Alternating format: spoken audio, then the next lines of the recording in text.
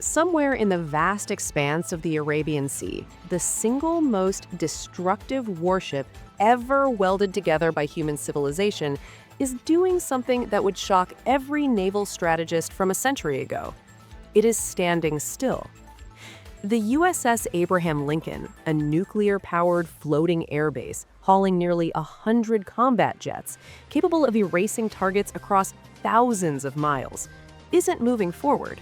It isn't closing in. It isn't doing the one thing it was engineered from the keel up to do. It's waiting. Not because something broke, not because the crew flinched, not because orders never came. It's waiting because somewhere along the jagged Iranian coastline, on mobile launch platforms that can be operational in under half an hour, sit missiles that have quietly rewritten every rule naval warfare thought it understood. And every admiral with stars on their shoulders knows it. This is the story of why $13 billion warships are being parked at arm's length by a nation whose entire defense budget wouldn't cover what America spends on one carrier strike group.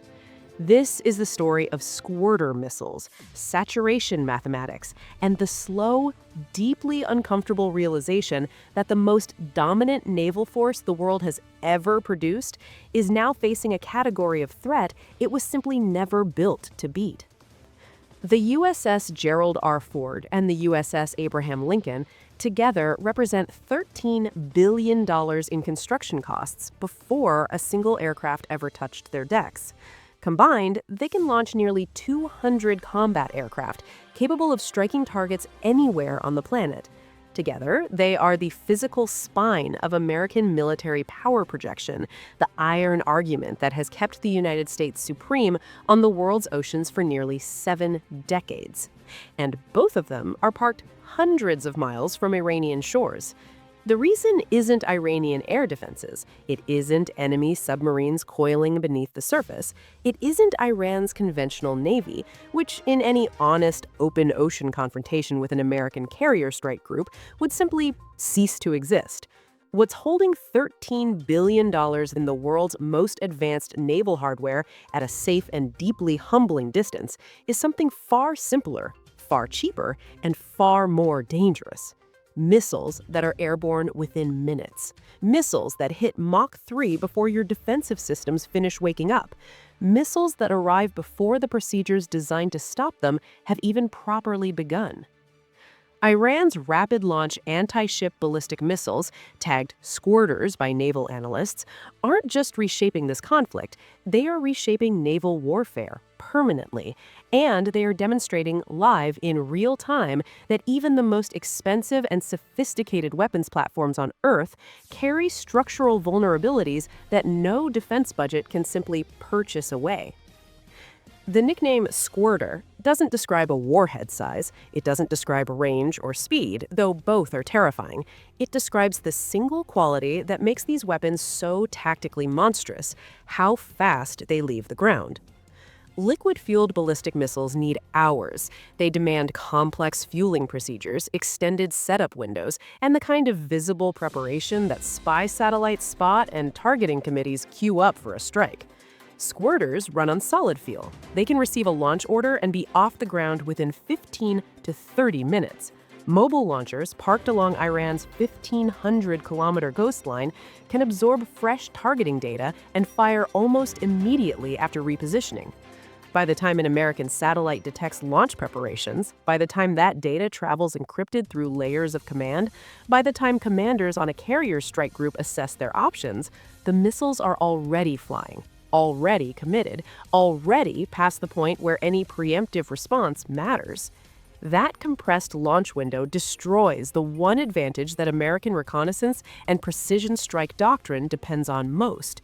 Counter-battery operations, the art of finding and killing enemy weapons before they fire, requires lead time. Squirters don't give you lead time. They give you the sound of their exhaust. The result is that dozens, potentially hundreds, of mobile launchers scattered across Iran's rugged, mountainous coastline remain viable threats no matter how precise American surveillance becomes. Eliminating them all before launch would demand simultaneous precision strikes across hundreds of square kilometers of dispersed, constantly repositioning terrain.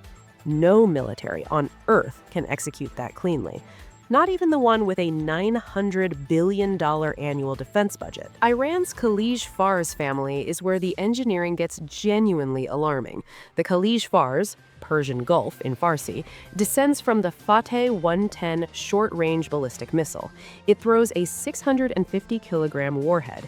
It reaches Mach 3 during its terminal descent, and it uses inertial guidance through mid-course flight, then switches to an electro-optical seeker for terminal homing, meaning it hunts the ship visually in its final seconds, tracking the largest, brightest thermal signature in its field of view. That signature is almost always the carrier. Since 2011, Iran has claimed 100% success rates in tests against ship-shaped targets in the Persian Gulf. Western analysts dispute the specifics vigorously, but the core capability, reliably hitting large, slow surface ships, appears to be real. And that's the only capability that matters. At 300 kilometers of range, launchers anywhere along Iran's coastline can reach every corner of the Persian Gulf. The USS Abraham Lincoln, operating in the Arabian Sea, sits just outside that envelope, but it also sits outside meaningful striking distance of most Iranian targets, which is precisely the geographic trap Iranian planners spent 30 years building. USS Gerald R, positioned in the Mediterranean, is even further removed from the primary battle space. Neither carrier can sustain effective operations against Iran without first entering engagement zones where Khalij Fars systems can reach them. And entering those zones means accepting risks that no commander on Earth is willing to accept with a $13 billion ship underneath their feet. The Hormuz variants introduce a second layer of threat that doesn't have a clean tactical answer. Hormuz 1 and Hormuz 2 are anti-radiation variants. They home directly onto the radar emissions broadcast by American warships. Here is the dilemma that has no good resolution. American destroyers equipped with Aegis radar systems must keep those systems active to detect incoming threats and coordinate defensive responses.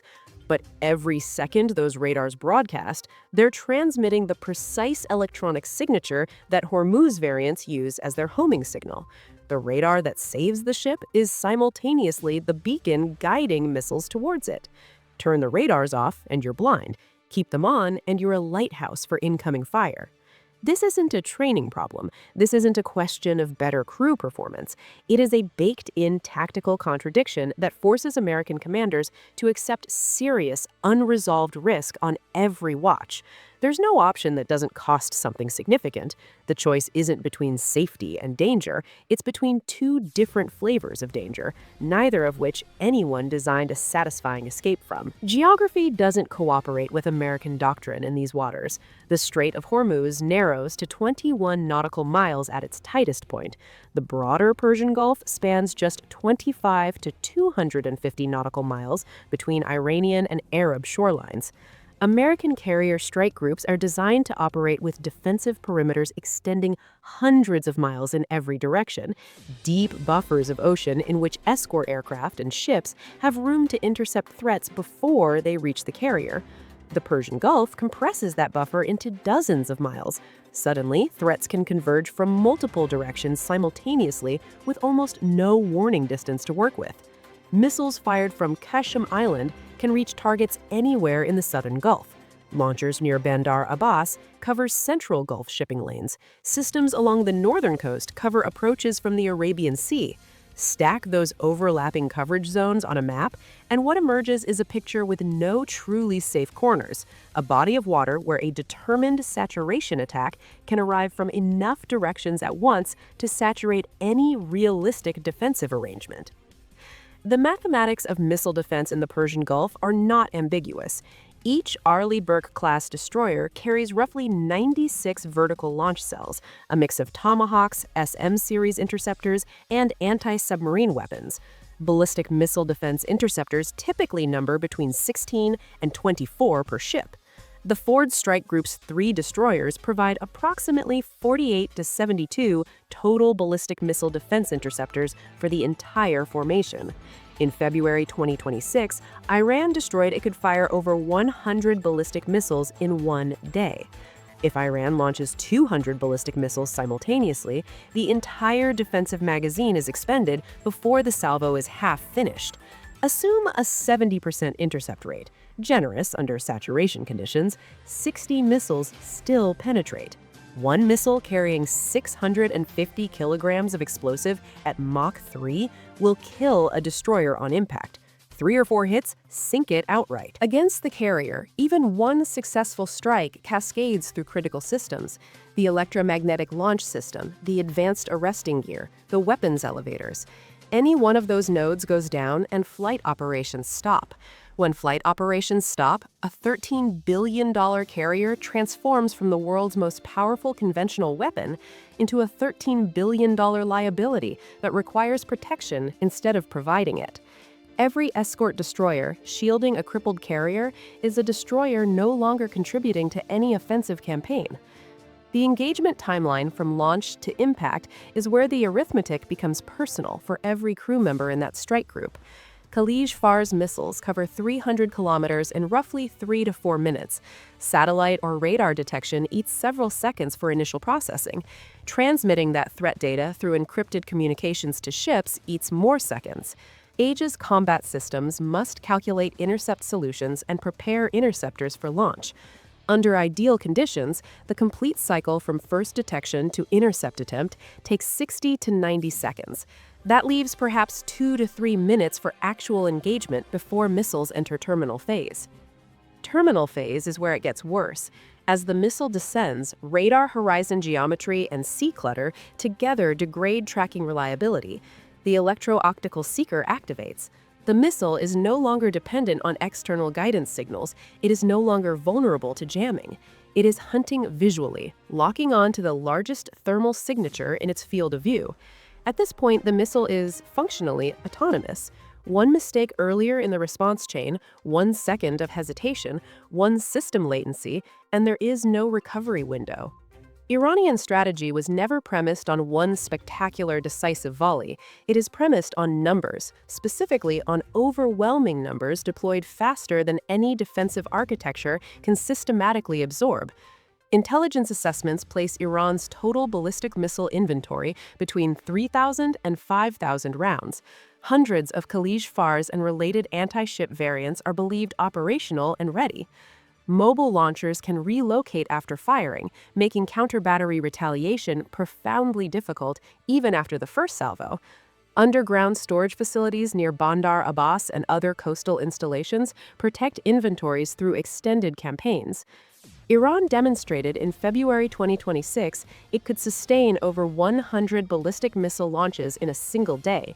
Maintaining that rate for several consecutive days systematically drains every American interceptor magazine in the theater.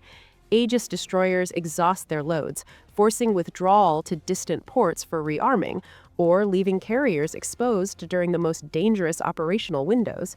No navy has solved the problem of replenishing interceptors at sea in the middle of active combat. Ammunition ships carrying replacement missiles become their own high-value targets, needing protection from the same carriers they're trying to resupply.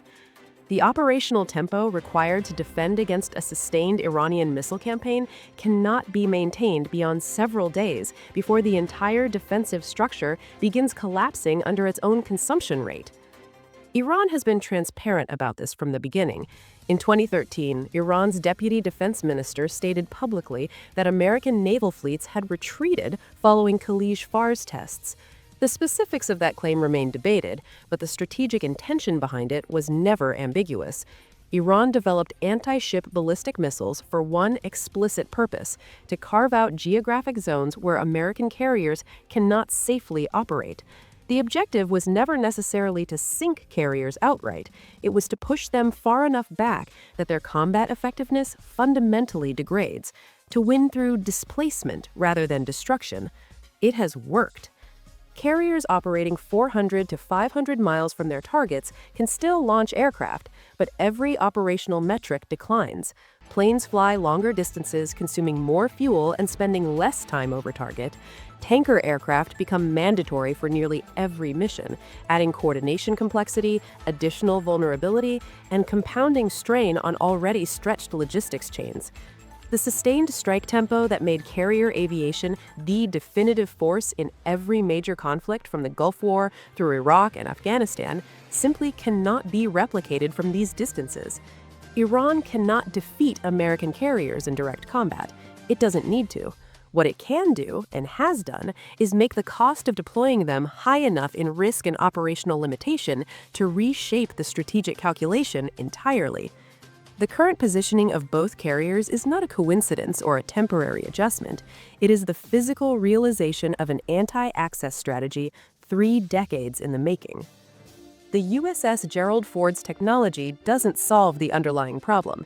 Its electromagnetic aircraft launch system enables higher sortie rates than the steam catapults on older Nimitz-class carriers, but higher sortie rates mean nothing from a position 500 miles outside effective striking range. Its advanced weapons elevators speed up ordnance handling between missions, but faster ordnance handling offers no protection against ballistic missiles traveling at Mach 3. Its dual-band radar delivers superior detection range against air threats, but detecting Iranian missiles earlier doesn't guarantee successful intercepts when the defensive magazine holds a fixed number of rounds and the incoming salvo contains multiples of that number. Every technological advantage the Ford class possesses points outward: power projection, strike capacity, sortie generation. None of it addresses what happens when shore-based fires can reliably reach it. The Ford was designed assuming American control of the surrounding ocean, designed assuming the ability to operate near hostile coastlines without threats of this density and speed. Those assumptions held for 50 years. They no longer hold against adversaries who spent decades and billions of dollars building specifically to destroy them. The cost-benefit calculus of risking carriers against Iranian missiles explains every decision being made right now. The Ford cost $13.3 billion to construct. It represents years of industrial output, thousands of specialized workers, and an irreplaceable node in America's global military architecture. Losing it wouldn't just be a material disaster, it would be the worst American naval catastrophe since World War II. And the psychological and political consequences would eclipse even the material ones. American military credibility rests partly on the perception that carriers operate everywhere on Earth with fundamental impunity, that no regional power possesses the realistic capability to challenge them seriously. A carrier sunk or catastrophically damaged by Iranian missiles would shatter that perception permanently. Allies watching the outcome would start questioning whether American security guarantees still carried real weight if the platforms underpinning those guarantees proved vulnerable to middle-power missile arsenals. Adversaries would draw exactly one conclusion: that anti-ship ballistic missiles offer an affordable pathway to eroding American naval supremacy. The deterrent value of carriers depends entirely on adversaries believing those carriers can deploy decisively and survive to execute their missions. Every mile they maintain from the threats they were built to confront subtracts from that deterrent value in direct proportion. China is watching this crisis the way a chess player watches an opponent make a fundamental mistake, carefully, thoroughly, and taking extremely detailed notes. The Taiwan Strait, like the Persian Gulf, is confined water, where anti-ship missiles can achieve saturation density required to overwhelm even Aegis defenses. If American carriers cannot operate effectively in the Persian Gulf against Iranian systems with 300-kilometer range, Chinese planners are documenting exactly what that means for carrier operations near Taiwan against the DF-21D and DF-26, missiles with ranges 3 times larger, more advanced terminal guidance, more sophisticated maneuvering capabilities, and inventory depths that dwarf anything Iran has deployed. A carrier that cannot safely approach a coastline defended by 300-kilometer missiles is not going to operate comfortably inside the first island chain against a nuclear-armed adversary whose anti-ship missiles can reach targets 1,000 kilometers at sea. The tactical nightmare scenarios that keep carrier strike group commanders awake at night are exactly what both Iranian and Chinese doctrine is engineered to create. Iranian doctrine doesn't treat anti-ship ballistic missiles as a standalone capability. They are one layer in a deliberately orchestrated multi-domain kill sequence. The opening volley sends dozens of Khalij farce missiles from dispersed mobile platforms across the entire coastline. Simultaneously, coastal batteries launch cruise missiles from different angles at lower altitudes, splitting defensive attention across multiple altitude bands at once. Fast attack boats from the Islamic Revolutionary Guard Corps naval forces close from multiple directions, fragmenting escort ship attention between the missile threat overhead and the surface threat at point-blank range. Naval mines previously seated in the approaches to the Strait of Hormuz threaten every vessel attempting transit in either direction. Diesel-electric submarines optimized for shallow water warfare position for torpedo attacks on vessels already degraded by missile strikes. The aggregate effect is engineered decision paralysis. Commanders cannot simultaneously and adequately defend against all of those threats with the assets available. Aegis systems are extraordinary, but finite. Prioritizing ballistic missile defense leaves cruise missiles and surface threats undercovered. Redirecting interceptors to defeat cruise missiles depletes the magazine depth needed for ballistic missile defense. There is no defensive geometry that provides full protection when the attacking force controls the timeline, the saturation level, and the angle of arrival. The escort ship vulnerability deserves direct attention because losing them isolates the carrier in ways that make continued operations functionally impossible. Each Arleigh Burke destroyer represents roughly $1.7 billion in construction cost. The Ford Strike Group's 3 destroyers represent over $5 billion in protective platforms. One destroyer destroyed or knocked out of action degrades the formation's entire defensive coverage immediately. 2 destroyers gone, and the carrier must withdraw. Remaining escorts simply cannot generate the magazine depth and overlapping coverage necessary to defend the high-value unit through another sustained salvo. Post-engagement reload creates its own acute vulnerability. Destroyers that have expended their magazines must transit hundreds of miles to rearming depots, rearm, and return to station. The gap in escort coverage during that transit creates windows where the carrier lacks adequate protection. Carriers facing reduced escort coverage get 3 choices: withdraw, accept catastrophic risk on station, or attempt offensive strikes that might reduce incoming threats but expose the ship to exactly the attacks those strikes are intended to prevent. None of those options sustain combat operations. All of them produce precisely the degradation of American combat power that Iranian anti-access strategy was always designed to generate. The emerging Iranian missile technologies beyond the Khalij Fars family make the current defensive mathematics look almost manageable by comparison.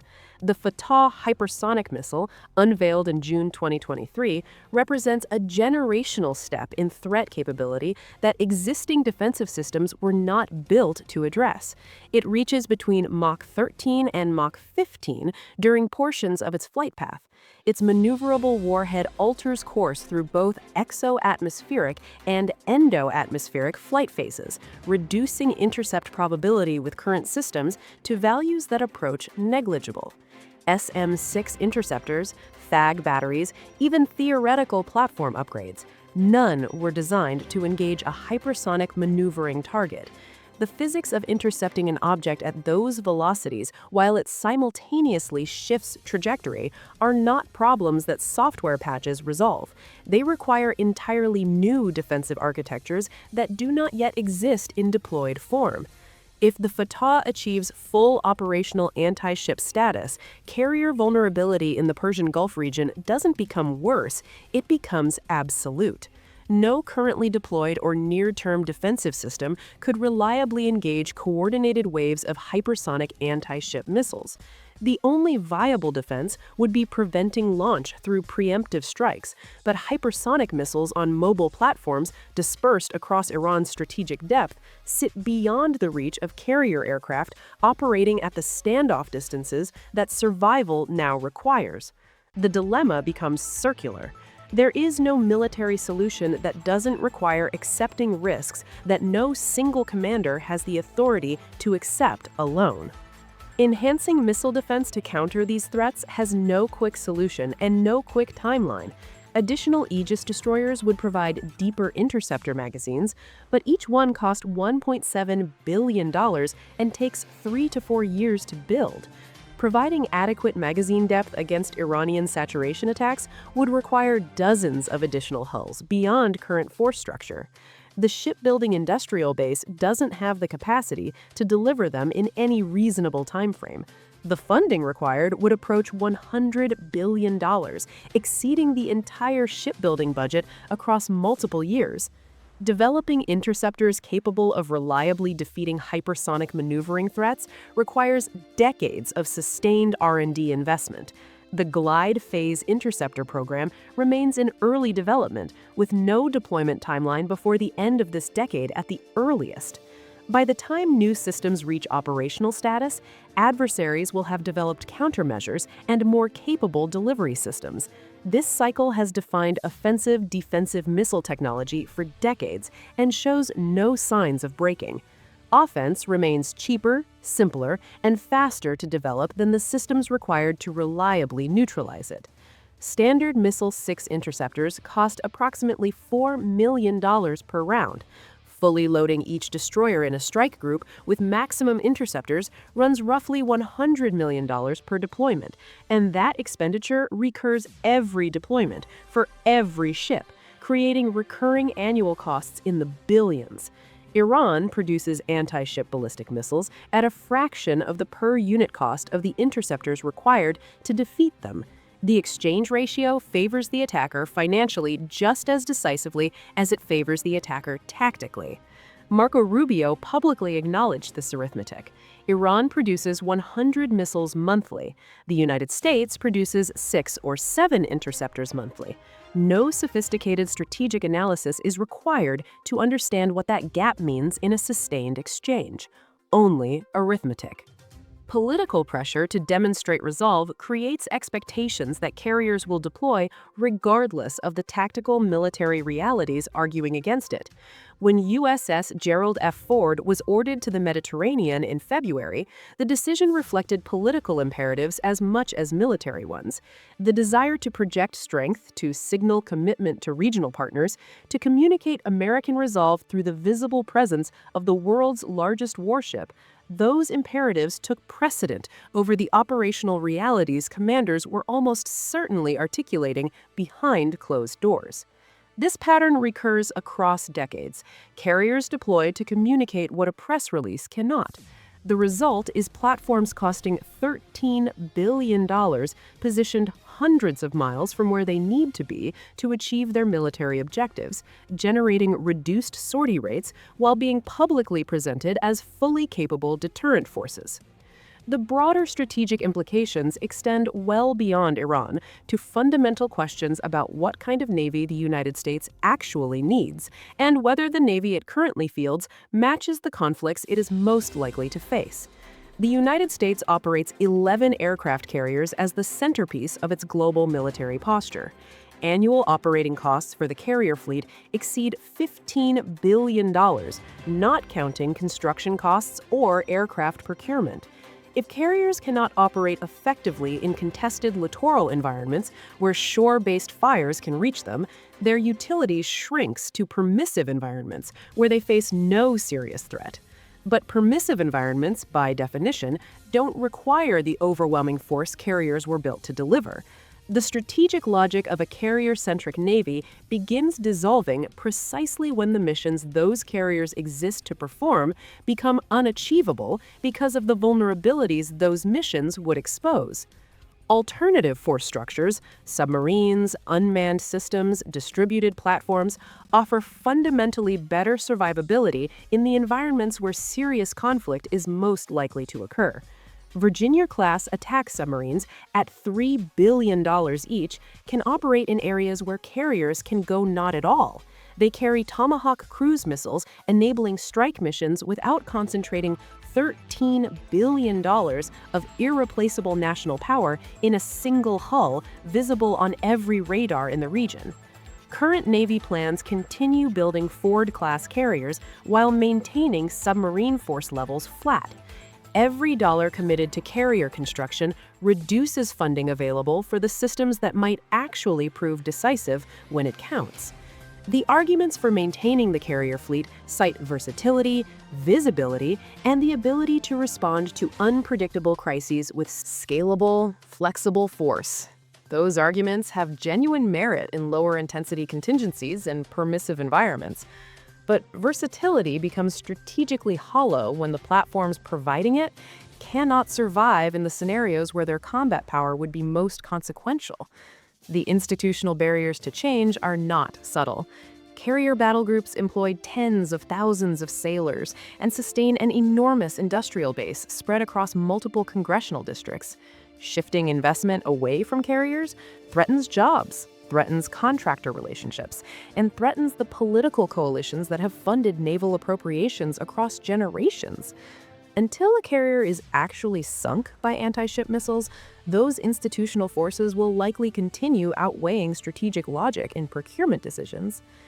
This day may be remembered as the day when the limitations of carrier-centric naval strategy became impossible to honestly deny. The distance the USS Gerald R maintains from Iranian shores is not a temporary tactical adjustment pending improved conditions. It is not caution born of excessive risk aversion that more aggressive commanders might override. It is a permanent acknowledgement that $13 billion platforms cannot safely approach defended coastlines where mobile launchers can saturate a defensive formation with hundreds of fast, accurate missiles within minutes of receiving an order. No creative solution overrides the underlying physics.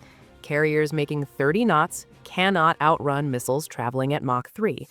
Defensive systems requiring 60 to 90 seconds to complete an engagement cycle cannot defeat threats whose total flight time is 3 to 4 minutes. Interceptor magazines measured in dozens cannot overcome saturation attacks measured in hundreds. No training regimen, no technology upgrade, no tactical innovation changes those fundamental relationships. They are not engineering problems awaiting better engineering. They are constraints imposed by the physical world on platforms designed for a threat environment that has permanently changed. The question confronting American strategists now is whether to honestly acknowledge these limitations and restructure forces accordingly, or to continue operating on assumptions that observable reality has already overtaken.